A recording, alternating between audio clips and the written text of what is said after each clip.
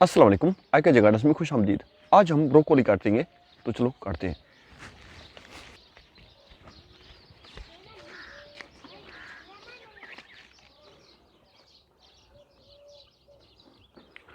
तो ये 3 ब्रोकोली हैं, कुछ इनमें बीज लग रहे हैं, तो अभी इनको काटेंगे।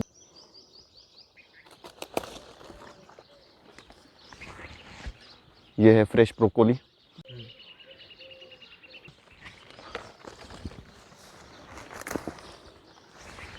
ये रहा दूसरा।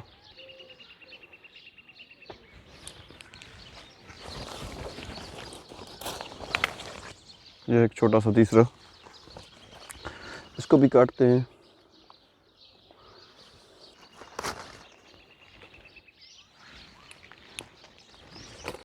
तो हमने ये ब्रोकोली काट लिए है।